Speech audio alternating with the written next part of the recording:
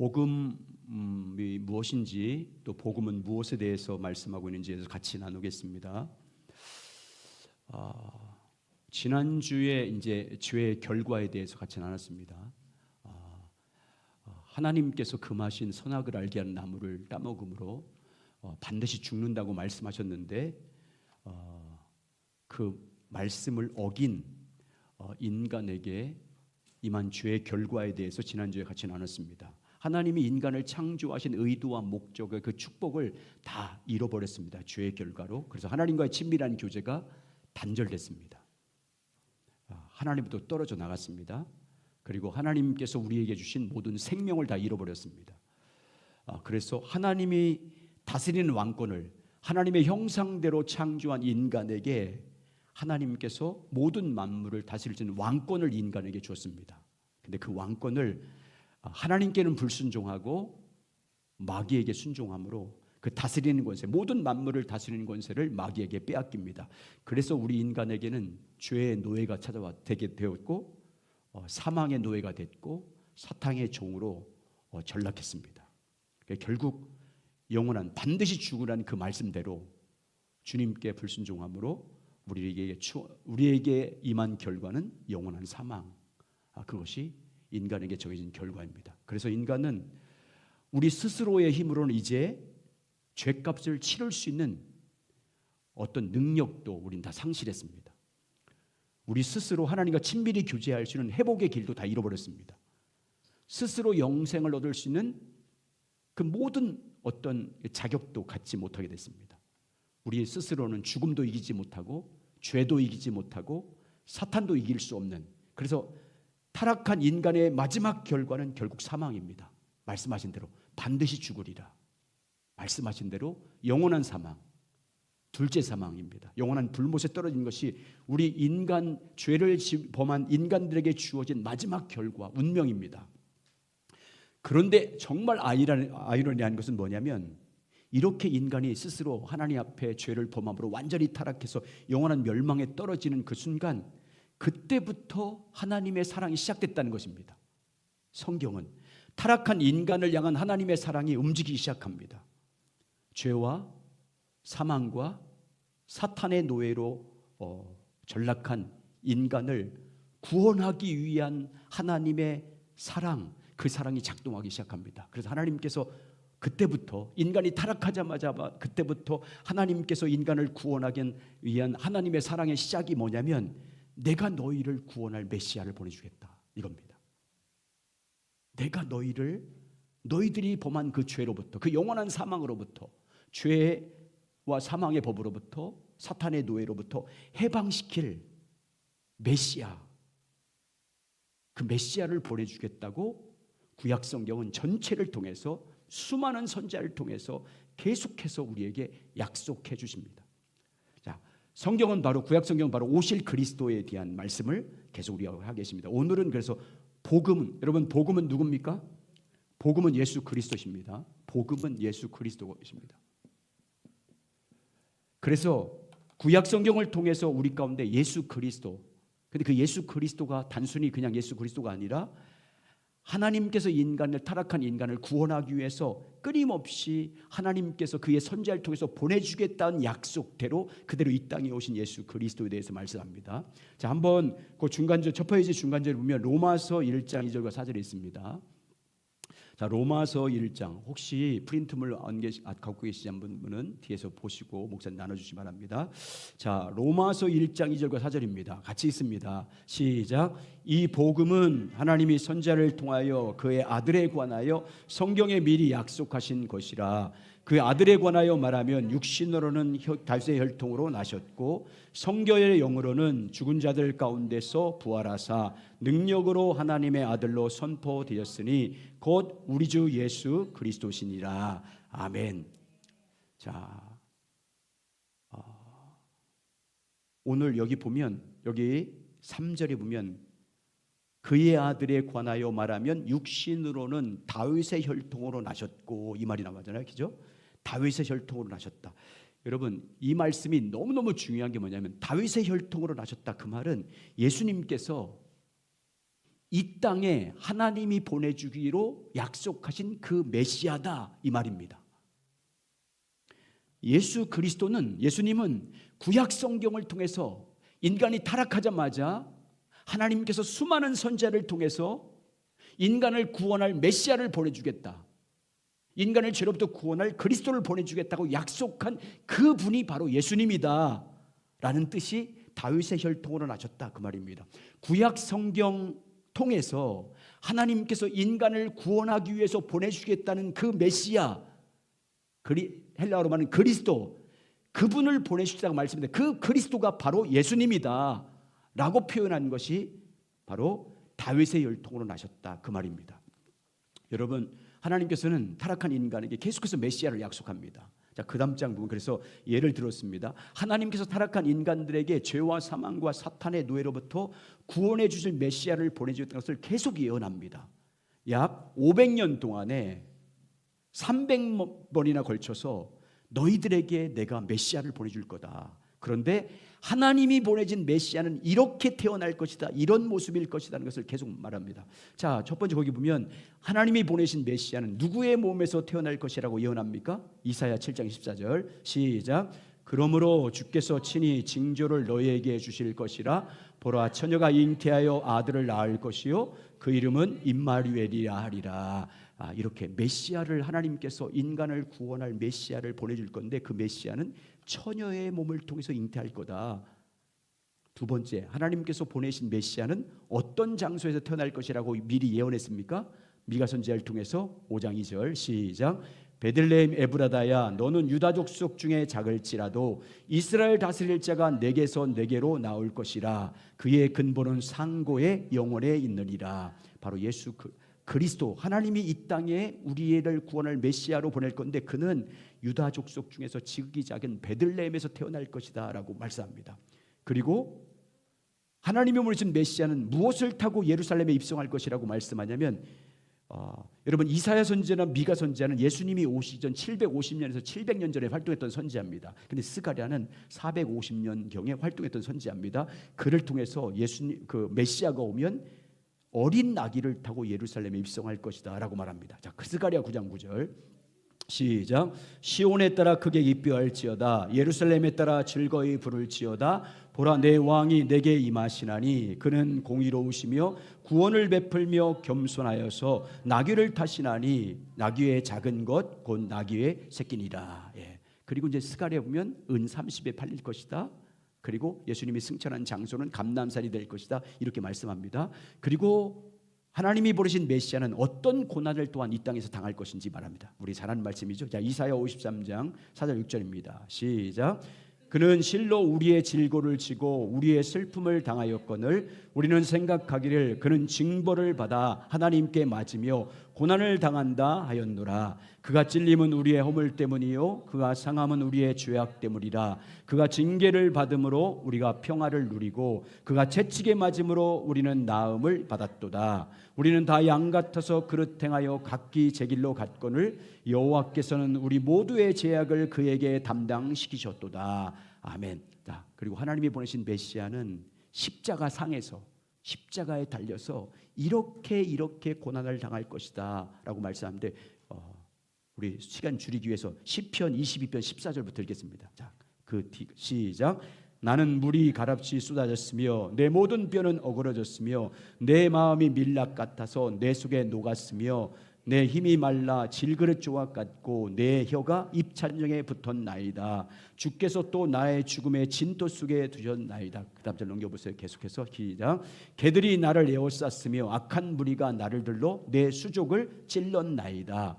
내가 또 내 모든 뼈를 셀 수 있나이다. 그들이 나를 주목하여 보고 내 겉옷을 나누며 속옷을 제비 뽑나이다. 다윗이 쓴 시편 22편은 다 뭐에 대한 얘기예요?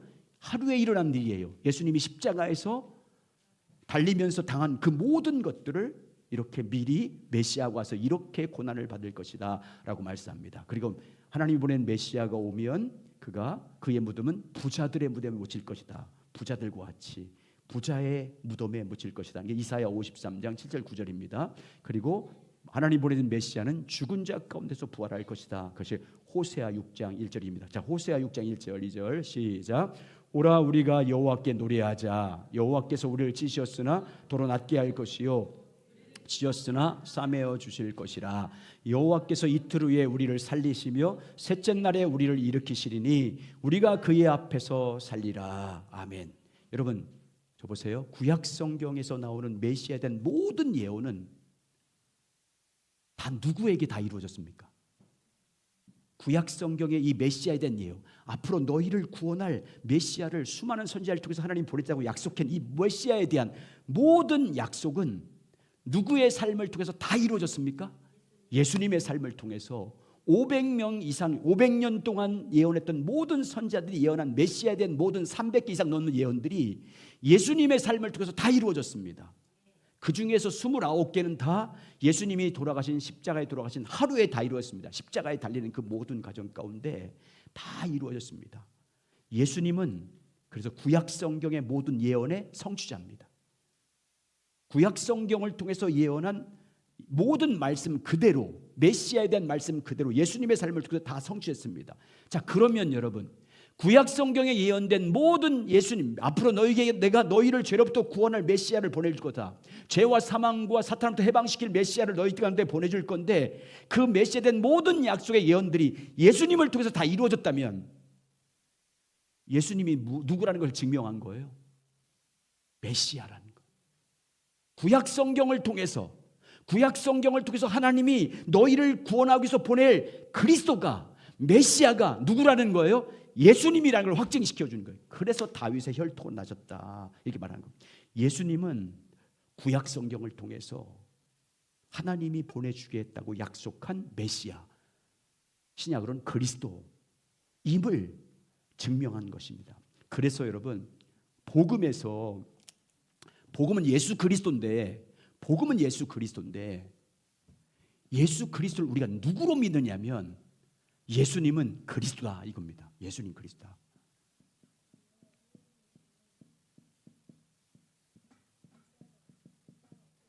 그리스도사 이 말은 무슨 말이냐면 하나님께서 인간을 구원하기 위해서 구약 성경에 있는 선지자를 통해서 예언한 바로 그 메시아다 그 말입니다. 성경을 통해서 인간을 구원하기 위해서 하나님께서 성경을 통해서 약속한 그 메시아 그리스도가 바로 주님 예수님입니다 라는 신앙 고백이 이 복음의 첫 번째 내용이에요. 예수는 뭐라고요? 그리스도십니다. 다시 말하면 구약 성경에 예언된 바로 그 메시아입니다. 예수님은 구약 성경을 통해서 우리를 구원하기 위해서 보낸 기름 부어 보내신 메시아입니다 라는 신앙 고백, 이게 우리 구원을 위해서 예수님에 대한 첫 번째 신앙 고백이에요. 자, 거기 보시면 그래서 자, 그러므로부터 한번 읽겠습니다. 그러므로 시작. 그러므로 예수님이 이 땅에 오신 하나님의 메시아 즉 그리스도라는 믿음은 우리를 구원을 위해서 필수적인 요소입니다. 그러니까 여러분은 어떻게 생각해야 되냐면 예수님이 그리스도라 할 때 어떻게 그리스도, 그 말은 그리스도는 기름 부어, 하나님이 기름 부어 보내신 자란 뜻이에요. 근데 뭐냐면 구약 성경을 통해서 수많은 선지자를 통해서 너희를 구원할 그리스도 메시아를 보내주겠다는 그 메시아라는 믿음을 갖고 있어야 되는 거예요.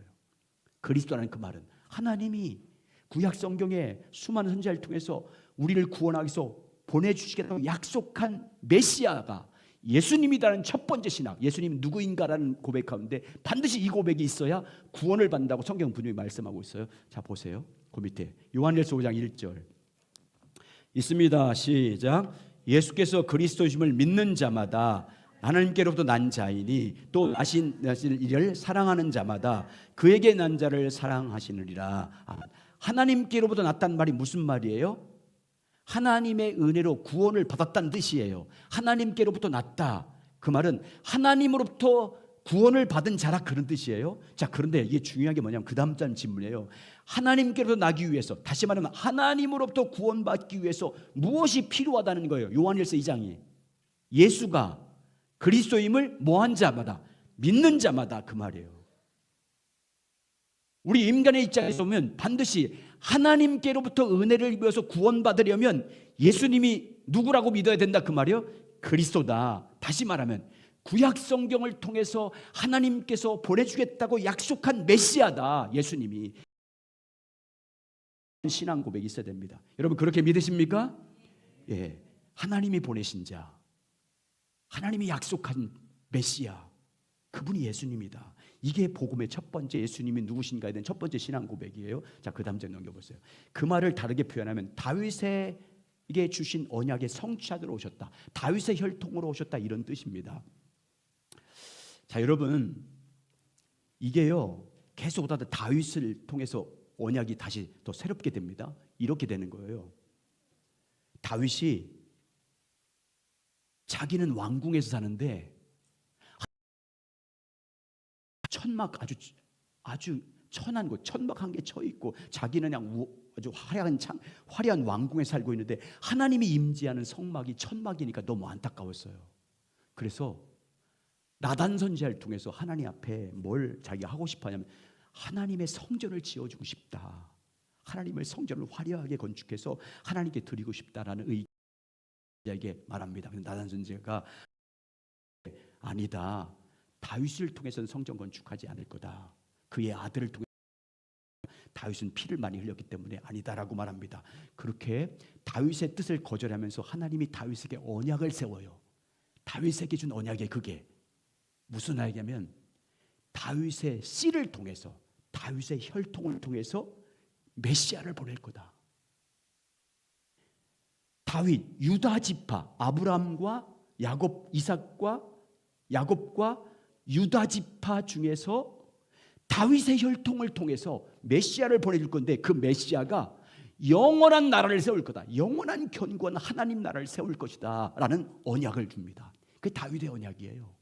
너의 씨를 통해서, 너의 혈통을 해서 메시아를 보내주겠다. 자, 보세요. 여기 사무엘하 7장 12절부터 17절, 여러분 4페이지입니다. 같이 읽겠습니다. 시작. 내 수완이 차서 내 조상들과 함께 누울 때 내가 내 몸에서 내 씨를 내 뒤에 세워 그의 나라를 견고하게 하리라. 그는 내 이름을 위하여 집을 건축할 것이요 나는 그의 나라의 왕위를 영원히 견고하게 하리라. 나는 그에게 아버지가 되고 그는 내게 아들이 되리니 그가 만일 죄를 범하면 내가 사람의 매와 인생의 채찍으로 징계하려니와 내가 내 앞에 물러나게 할 화물에게 난 은총을 빼앗은 것처럼 그에게서 빼앗지 아니하리라. 내 집과 내 나라와 내 앞에서 영원히 보존되고 내 왕위가 영원히 견고하리라 하셨다 하라. 나단이 이 모든 말씀을 이 모든 계시대로 다윗에게 말하니라. 여러분 저 보세요. 구약 성경의 모든 예언은 먼저는 그 당대 솔로몬에 대한 약속이에요. 네 아들을 통해서 성전 건축할 것이다, 이 말.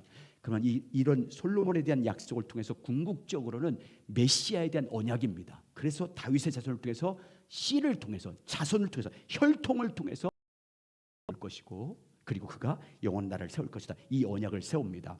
그래서 여러분 성경에 보면 예수님을 누구의 자손이라고 불러요? 여러분 예수님께서 병 고치러 갈 때 그 환자들이 예수님 부를 때 누구의 자손 예수여라고 부릅니까? 다윗의 자손 예수요. 그 말은 다윗의 언약을 통해서 약속한 그분 오신 메시아요, 이런 뜻이에요. 그러니까 다윗의 자손 예수의 한 사람들을 예수님이 다 어떻게 합니까? 다 치료해 줘요. 다윗의 자손 예수여라, 그 말은 예수님은 다윗을 통해서 약속한 우리를 구원하기 위해서 보내신 메시아입니다는 신앙 고백이기 때문이에요. 최고의 신앙 고백이에요. 그래서 예수님은 아브라함과 다윗의 자손 예수 그리스도의 계보라, 그게 마태복음 1장 2절이잖아요. 그게 다윗의 씨, 다윗의 혈통으로 오신다는 것을 말씀하는 것입니다. 그러니까 예수께서 다윗의 혈통, 다윗의 씨로 태어난다는 것은 하나님께서 다윗에게 준 언약 오실 메시아를 말하는 거예요. 다시 말하면 구약 성경에 약속된 모든 언약의 성취자로 누가 오신 거예요? 예수님이 오신 거예요. 그래서 예수님은 모든 성경 예언의 성취자인 줄 믿습니다. 다시 말하면 그 말은 뭐냐면 구약 성경을 통해서 하나님께서 우리를 구원하기 위해서 보내주실 바로 그 메시아는 예수님입니다.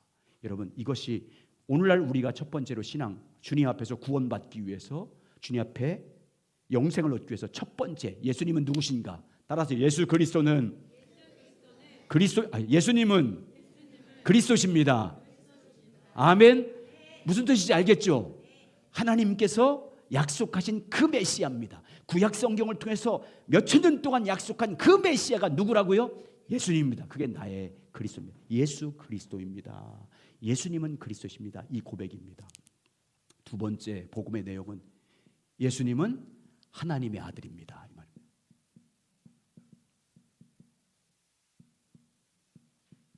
이게 복음의 두 번째 내용이에요.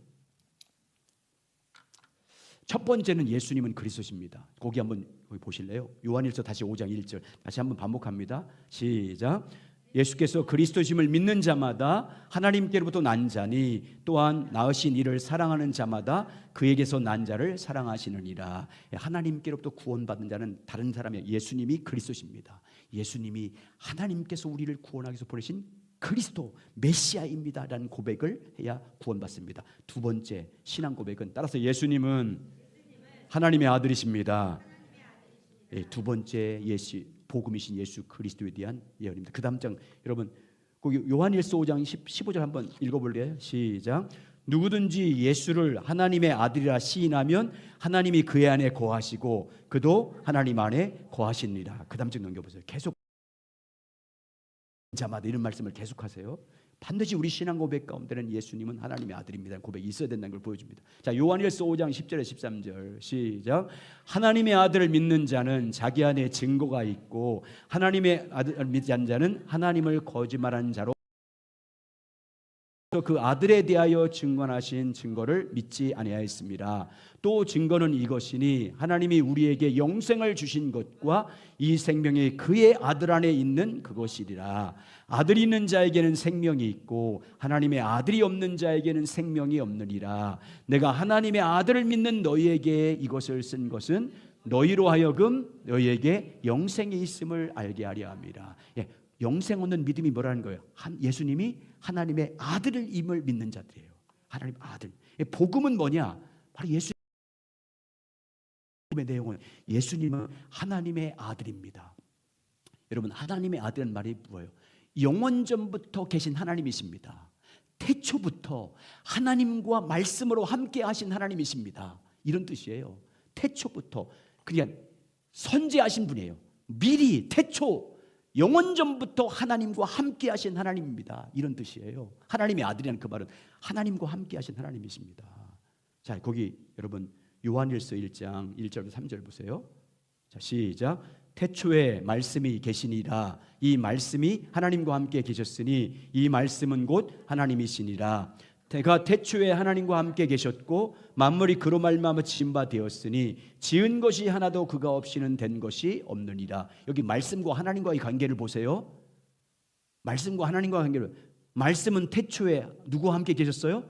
하나님과 함께 했어요. 말씀은 누구세요? 하나님이십니다. 말씀이 태초에 하나님과 함께 하시면서 무슨 일을 하셨어요? 모든 만물을 뭐 했어요? 창조하셨어요. 누구가? 말씀이. 이 말씀이 누구예요? 예수님이에요. 예수님은 태초부터 선지하고 계신 분이에요. 이 땅에 태어나서 계신 분이 아니고 미리 계신 분이에요. 하나님의 아들로 태초의 말씀으로 하나님과 함께 계셨고 그분이 하나님이셨어요. 그 하나님이신 예수 그리스도께서 뭐 했어요? 모든 만물을 창조했어요. 그가 지은 것이 하나도 그가 없이는 된 것이 아무것도 없어요. 모든 만물을 창조하셨어요. 여러분 이 말은 무슨 말이냐면 예수님은 태초부터 하나님과 함께 하신 하나님이란 뜻입니다. 하나님의 아들이란 그 말은 영원전부터 하나님과 말씀으로 함께 하신 아들이십니다. 여러분 그 다음 장 넘겨보세요. 그 하나님이 그래서 하나님의 아들이란 뜻은 무슨 뜻이냐면 하나님과 동등된 분이다. 존재와 본질과 능력이 하나님과 같은 분이다 이런 뜻입니다. 자, 빌립보서 2장 5절과 8절 한번 읽습니다. 시작. 너희 안에 이 마음을 품으라. 곧 그리스도 예수의 마음이니 근본 하나님의 본체시나 하나님과 동등됨을 취할 것으로 여기지 아니하시고 오히려 자기를 비워 종의 형체를 가지사 사람들과 같이 되셨고 사람의 모양으로 나타나사 자기를 낮추시고 죽기까지 복종하셨으니 곧 십자가에 죽으심이라. 예수님은 하나님의 무엇이라고 말씀하고 있어요? 그는 근본 하나님의 본체시나 하나님과 동등된 분이다 이 말이에요. 헬라어로 보면 모르페예요. 하나님과 존재가 같은 분, 하나님과 능력이 같은 분, 하나님과 본질이 같은 분, 하나님이라. 아버지와 아들의 관계지만 하나님과 함께하신 선재하신 하나님이십니다. 태초부터 하나님과 함께하신 분이에요. 근데 그분이 어떤 모습으로 이 땅에 오셨대요? 자기를 비워 종의 형체를 가지사 뭐와 같이 되었고 사람들과 같이 되었다. 그분이 하나님과 동등된 그분이 태초부터 하나님 아버지와 함께했던 하나님의 아들 예수 그리스도께서 이 땅에 자기를 비워서 종의 형체를 가지고 이 땅에서 죽기까지 복종했다. 자, 그러면 다시 한번 골로새 1장 14절 17절 보면 태초부터 계신 선지하신 예수 그리스도 하나님의 아들이 어떤 일을 하셨는지 보세요. 자, 골로새 1장 14절부터 17절입니다. 시작. 그 아들 안에서 우리가 속량 곧 죄사함을 얻었도다. 그는 보이지 아니하시는 하나님의 형상이시요 모든 피조물보다 먼저 나신 이시니 만물이 그에게서 창조되되 하늘과 땅에서 보이는 것들과 보이지 않는 것들과 혹은 왕권들이나 주권들이나 통치자들이나 권세들이나 만물이 다 그로 말미암고 그를 위하여 창조되었고 또한 그가 만물보다 먼저 계시고 만물이 그의 안에 함께 섰느니라. 아멘. 하나님의 아들이 누구예요? 여기서 그는 누구예요? 하나님의 아들 예수 그리스도를 말합니다.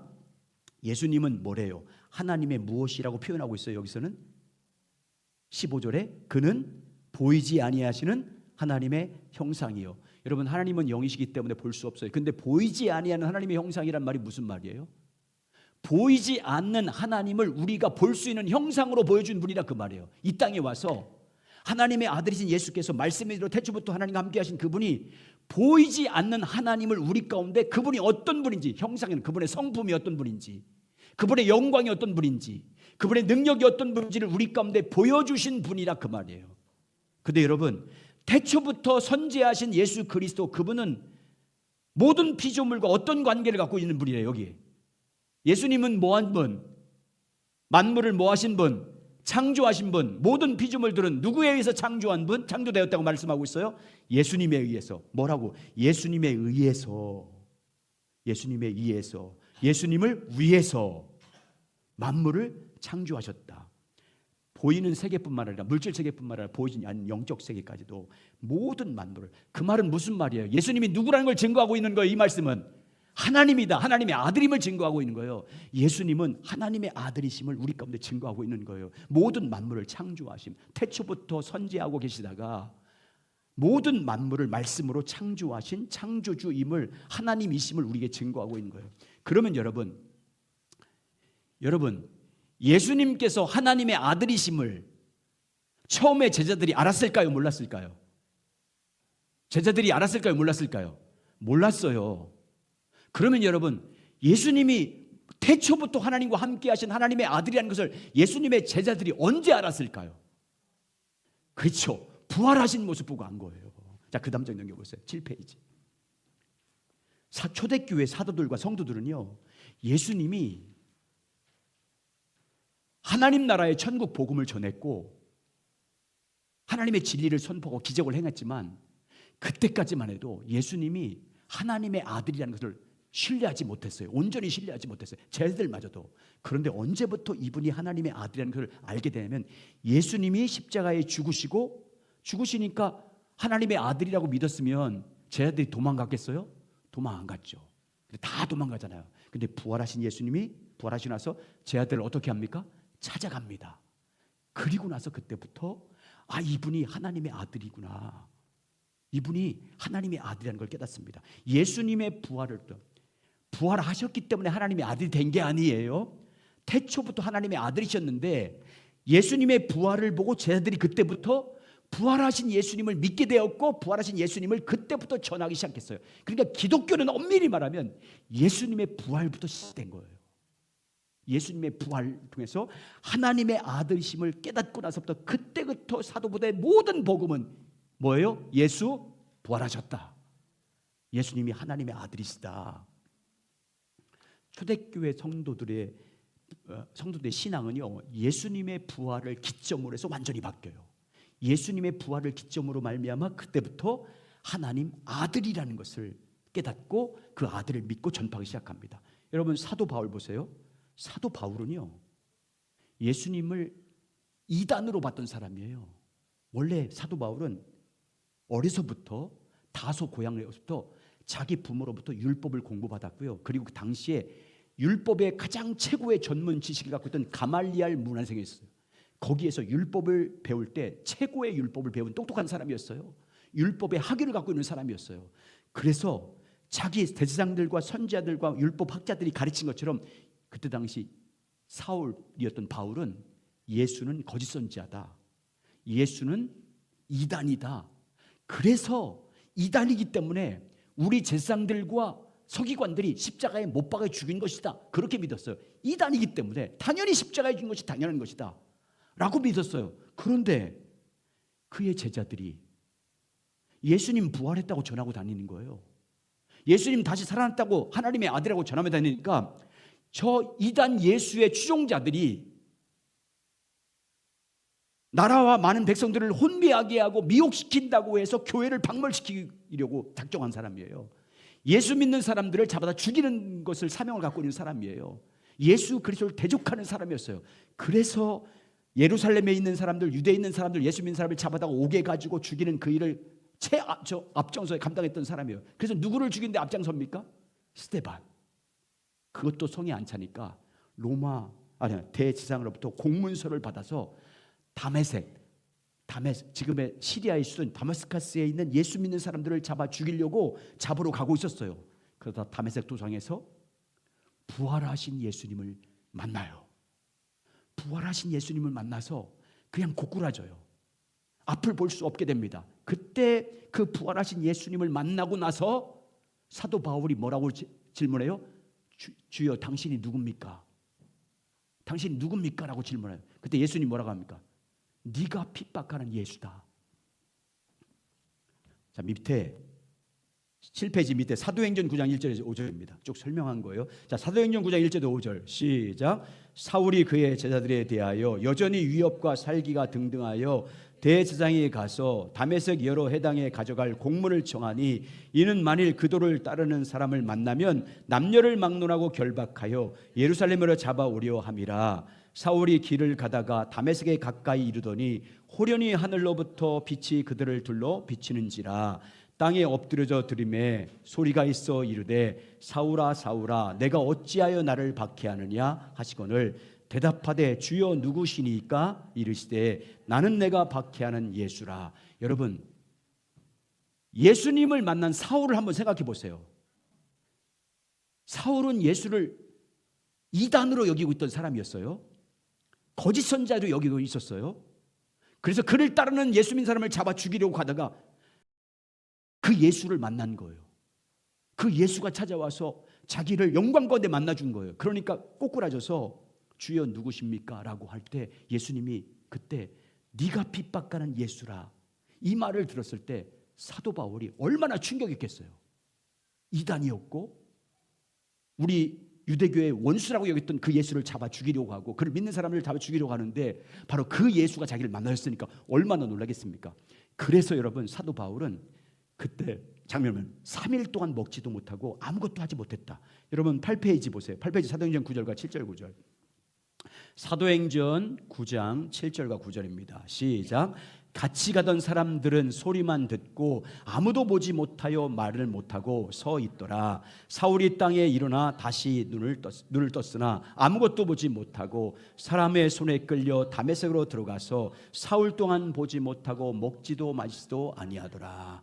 여러분, 사울은 이때부터 부활하신 예수 그리스도를 믿고 나서부터 그때부터 3개월 동안 아무것도 하지 않고 다메섹에서 자기가 만난 예수를 더 깊이 알기 위해서, 이분이 누구신지 알기 위해서 구약 성경을 연구하기 시작해요. 3개월 동안. 갈라디아 1장 17절 18절이면 다메섹에서 3개월 동안 있었다 말씀하고 있어요. 그 3개월 동안 구약 성경을 연구해요. 누구? 자기가 만난, 빛 가운데 만난 그 예수가 누구인지 알아보기 위해서. 내가 그렇게 핍박했던 예수를 내가 만났는데, 빛 가운데 만났는데, 그분이 나에게 찾아왔는데 그분이 누구일까를 구약 성경을 통해서 혹시 어떤 분인지 소개하는지 알아보기 위해서 확실한 2가지를 발견해요. 첫 번째 에스겔이에요. 자, 보세요. 에스겔에서 이걸 발견해요. 에스겔에서 예수를 어떻게 소개하는지 보세요. 자, 에스겔에서 1장 26절 28절입니다. 자, 시작. 그가 머리 위에 있는 궁창 위에 보좌 형상이 있는데 그 모양이 남보석 같고 보좌의 형상 위에 한 형상이 있어 사람의 모양 같더라. 내가 보니 그 허리 위의 모양은 단새 같아서 그 속과 주위가 불 같고 내가 보니 그 허리 아래 모양도 불 같아서 사방으로 광채가 나며 그 사방의 광채의 모양은 비 오는 날에 무지개 같으니 이는 여호와의 영광의 형상의 모양이라. 내가 보여 엎드려 말씀하신 이의 음성을 들으리라. 자, 에르사를 때가 보좌, 하나님 보좌의 한 형상이 앉아 있는데 그 형상이 무엇과 같은 것을 보게 됩니까? 말씀을 통해서 사람의 모양 같더라. 한 보좌에 앉는 그 영광을 보니까 사람과 같아요. 근데 28절에 보니까 그 모양이 무엇이라고 표현하고 있어요? 여호와의 영광의 형상의 모양이라. 보이지 않는 하나님 보여주는 형상으로 보인 거예요. 근데 그 모양이 누구와 같다고요? 사람의 모양 같다라 그 말이에요. 선지하고 계신 예수 그리스도의 모습을 지금 보여주고 있는 거예요. 다니엘서 보세요. 다니엘서 또 한 군데가 다니엘 7장 13절이에요. 다니엘 7장 13절 시작. 내가 또 한 환장 중에 보니 인자 같은 이가 하늘 구름을 타고 와서 옛적부터 항상 계신 이에게 나와 그 앞에 인도되매 그에게 권세와 영광과 나라를 주고 모든 백성과 나라들과 다른 언어들을 말하는 모든 자들이 그를 섬기게 하였으니 그의 권세는 소멸되지 아니하는 영원한 권세요 그의 나라는 멸망하지 아니할 것이라. 여러분, 옛적부터 계신 이는 하나님 아버지를 말합니다. 그분을 말해요. 하나님 아버지, 옛적부터 계신 분 하나님 아버지를 말합니다. 근데 옛적부터 계신 이 앞으로 인도된 분을 봤더니 누구의 모양과 같았다요? 인자와 같았다. 옛적부터 계신 하나님의 그 영광 가운데 앞으로 인도한 분을 봤더니 그분이 사람과 같은 형상을, 인자 같은 이를 봤다라고 말씀합니다. 근데 하나님, 옛적부터 계신 하나님께서 그 인자 같은 이에게 뭘 줬대요?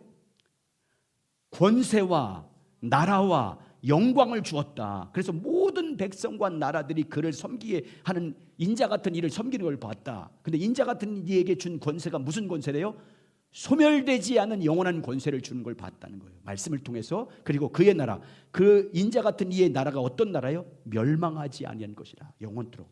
그걸 말씀을 통해서 확인한 거예요. 여러분, 바울은 구약 성경의 연구를 통해서 연구하는 가운데 인자 같은 이가 바로 그리스도라는 것을, 예수님이라는 걸 발견하게 된 거예요. 창세전부터, 영원전부터 하나님과 함께 하신 인자 같은 이, 바로 그분이, 사람의 모양을 갖던 그분이 자신이 담에서 만든 부활하신 예수님이라는 걸 깨달은 거예요. 영원히 소멸하지 않는 영원토록 권세를 갖고 계시고 영원한 나라를 다스릴 통치하러 계셨던 그분이 바로 이 땅에 오셔서 부활하신 자기를 만났다는 걸 깨달아요. 그래서 그때부터 바울의 복음은요, 예수님은 하나님의 아들입니다. 태초부터 계신 하나님의 아들. 그분이 그래서 모든 만물을 창조했습니다. 그래서 여러분, 바울 서신을 읽어보세요. 그가 전한 복음은요, 딱 예수, 로마서 1장 2절과 4절. 예수는 다윗의 혈통으로 오신 그리스도입니다. 그리고 하나님의 아들입니다. 하나님의 아들로서 태초부터 하나님과 함께 계시면서 하나님과 동등 모든 만물을 창조하시고 그가 없이는 된 것이 없다고 말씀하시고 그가 모든 나라를 다스리고 통치할 영원한 하나님의 아들임을 증거합니다. 그래서 이때부터의 사도 바울은 예수는 하나님의 아들입니다. 여러분, 우리가 믿어야 할 두 번째 복음, 따라서 예수님은 하나님의 아들이십니다. 그래서 사도 바울이 그 예수님 얼굴 안에, 예수님 얼굴 안에는 하나님의 영광을 아는 빛, 하나님이라는, 고린도후서 거기 보세요. 예수님을 통해 하나님의 아들, 하나님 되심을 알 수 있는 빛을 비춰달라고. 고린도후서 4장 6절, 저기 19페이지 중간에 있습니다. 시작. 어두운 데 빛이 빛이라 말씀하셨던 그 하나님께서 예수 그리스도 얼굴 안에 있는 하나님의 영광을 아는 빛을 우리의 마음에 비추셨느니라. 그래서 여러분 저 보세요. 예수님이 하나님의 아들이심을 믿습니까? 그런 사람은요, 예수님 안에서 뭘 받기 때문인 거예요? 하나님의 영광을 받기 때문이에요. 예수님이 하나님이란 영광을 받기 때문이에요. 그것은 누가 한 거예요? 성령님이 여러분 가운데 비춰줬기 때문이에요. 그분이 하나님이심을 아는 빛을 비춰줬기 때문에. 그래서 우리가 예수님을 하나님의 아들이라고 하는 거예요. 여러분, 그래서 구약 성경에 보면 예수님은 이미 태초부터 태초부터 아들로서, 하나님의 아들로서 계셔서 잠언에서는 뭘로 소개하냐면 하나님의 지혜로 함께했다. 하나님의 지혜로. 그래서 잠언은 지혜란 말이 나오잖아요. 지혜는 되겠다, 예수님을 말하는 거예요. 태초부터 지혜로 계셔서 그 지혜이신 분이 하느님이 뭐였대요? 모든 만물을 창조했다. 그거 보세요. 잠언 그 밑에 잠언 6장 22절 31절. 여기서 나는 하나님의 지혜인 예수님을 말합니다. 나는 하나님의 지혜인, 하나님의 지혜예요. 하나님의 지혜인 예수님을 말하는 거예요. 자, 시작. 여호와께서 그 조화의 시작 곧 태초에 일하시기 전에 나를 가지셨으며 만세 전부터, 태초부터, 땅에 생기기 전부터 내가 세움을 받았나니 아직 바다가 생기지 아니하였고 큰 샘들이 있기 전에 내가 이미 나았으며 산에 세워지기 전에 언덕이 생기기 전에 내가 있습니다. 여러분, 여기 나를 가지셨으며 나를 세웠으며 내가 나았으며, 이건 하나님과 함께 존재하고 계셨다, 이런 뜻을 이렇게 풀이한 거예요. 태초부터 하나님과 함께 계셨다. 하나님의 지혜로 예수 그리스도께서 말씀이신 그분이 태초에 모든 만물을 창조하기 이전부터 하나님과 함께 존재하고 계셨다. 하나님의 지혜로 땅이 지어지기 전에, 들이 지어지기 전에, 언덕이 지어지기 전부터. 그리고 하신 일이 그 다음부터 보세요. 자, 그분이 뭐 했는지 시작. 하나님이 아직 땅도 들도 세상 진토의 근원도 짓지 아니하실 때에라 그가 하늘을 지으시고 궁창을 해면에 두르실 때 내가 거기 있었고 그가 위에 하늘 구름을 견고하게 하시며 바다의 샘들의 힘을 있게 하시며 바다의 한계를 정하여 물이 명령을 스스로 거스리지 못하게 하시며 또 땅의 기초를 정하실 때 그가 그 곁에 있어서 창조주가 되어 날마다 그게 기뻐한 바가 되었으며 항상 그 앞에서 즐거워하였으며 사람이 거처할 땅에서 즐거워하며 인자들을 기뻐하셨느니라. 자, 그 다음 장 넘겨보세요. 여러분, 나는 하나님의 지혜신 예수 그리스도를 말합니다. 그런데 하나님이 그를 언제부터 세우셨대요? 언제부터? 만세전부터, 태초에 천부만비를 창조하기 전부터 하나님의 지혜로 하나님과 함께 하셨다. 천지 창조에 있어서 그 하나님의 지혜가 뭘 했대요? 창조주가 되어서 뭐 했대요? 만물을 만드셨다는 것을 설명하고 있잖아요. 하나님의 지혜로 태초부터 계신 그분이, 여기서는 말씀이신 그분을 뭘로 설명하고 있어요? 지혜로. 태초부터 하나님의 지혜로 함께 하신 그분이, 지혜이신 그분이 모든 만물을 창조하되어 만들었다. 그러니까 여기서 하나님의 지혜는 누구예요? 예수님이에요. 선재하신 하나님의 아들 예수 그리스도, 하나님으로 태초부터 하나님과 계셔서 모든 만물을 창조하신 하나님의 아들 예수 그리스도를 증거하는 것입니다. 자, 그 다음 장 넘겨보세요. 여러분, 제가 12페이지잖아요. 하다 보니까 막 조는 사람이 보이는 거예요. 지난주에. 그래, 빨리 끝내려고 막 이렇게. 근데 여러분, 이거 설명 듣고 반드시 여러분 읽어서 여러분 거 만들어야 돼요. 이 복음의 내용인데 그냥 빨리 끝내려고 빨리, 지금 이제 한 장 남았어요. 자, 보세요. 이런 말이에요. 지금까지 한 설명. 초대교회 성도들은 예수님이 하나님의 아들임을 믿게 된 동기가, 첫 번째, 부활하신 예수님 만난 거예요. 만났어요. 자기들이 체험한 예수 그리스도. 두 번째, 예수님이 공생의 기간 동안에 자기가 하나님의 아들을 증거한 그 내용들. 그리고 두 번째, 구약 성경 연구를 통해서 미리 태초부터 선지하고 계셨던 분이 오셨다는 것을 알았어요. 미리 태초부터 말씀으로 계셨고 태초부터 하나님의 지혜로 함께 하셔서 모든 만물을 하나님께서 창조할 때 아들이신 예수 그리스도를 통해서 창조했다는 것을 깨닫고 이분이 하나님의 아들을 깨달았어요. 그래서 그때부터 초대교회의 모든 사도들과 집사들과 모든 사람들의 핵심 메시지는 뭐냐? 예수는 그리스도십니다. 예수는 하나님의 아들이십니다. 이 복음을 전했어요. 그래서 여러분 보세요. 거기 히브리서 한번 생각해, 중간에 히브리서, 거기 한번 초대교회부터 읽어보겠습니다. 11페이지 초대교회. 자, 중간절 초대교회. 자, 11페이지입니다. 시작. 초대교회는 부활하신 예수님에 대한 자신들의 모든 경험들, 예수님 만난 걸 말합니다. 시작.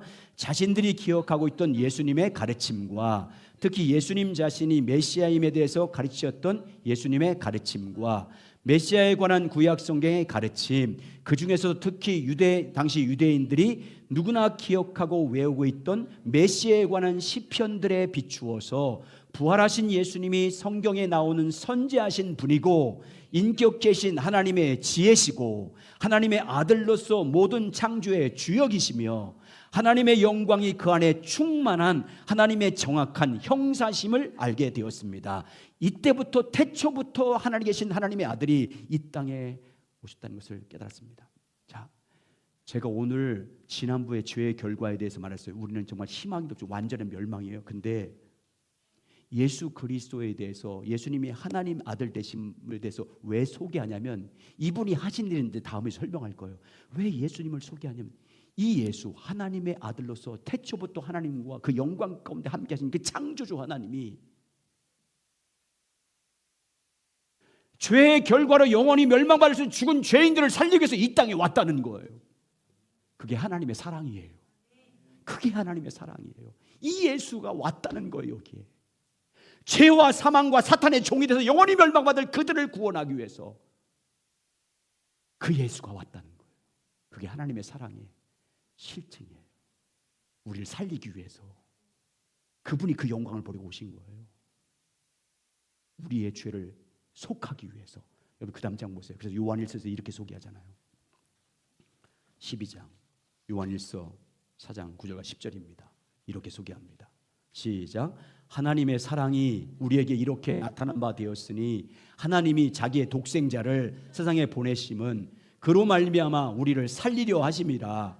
사랑은 여기 있으니 우리가 하나님을 사랑한 것이 아니요 하나님이 우리를 사랑하사 우리 죄를 속하기 위하여 화목제물로 그 아들을 보내셨습니다. 여러분 그 아들, 태초부터 하나님과 선지했던 창조주 그분, 모든 만물을 지으신 하나님의 지혜신 그분이 죄인인 우리를 살리기 위해서, 죄의 결과로 영원히 멸망받을 우리를 살리기 위해서, 우리 죄를 속하기 위해서 화목제물로 하나님이 보내신 거예요. 그게 뭐래요? 하나님의 사랑이 여기 있으니. 그게 하나님 사랑이에요. 여러분 하나님의 사랑이에요. 그게 우리를 살리기 위해서, 우리 죄를 속하기 위해서 그 아들을 보내신 것이 하나님의 사랑이에요. 여러분 우리의 능력은요 그 사랑을 깨닫는 데 있어요. 선지하신 그 하나님이 아들 예수 그리스도를 하나님 아버지가 이 땅에 보내신 그 사랑을 깨닫는 것에, 거기에 우리의 능력이 나온다니까요. 거기에서 우리의 부요함이 나와요. 거기에서 진정으로 내가 변화되는 성화가 일어나는 거예요. 성령을 통해서 깨달을 때. 자, 다시 한번 로마서 5장 8절 한번 볼까요? 로마서 7절 8절 시작.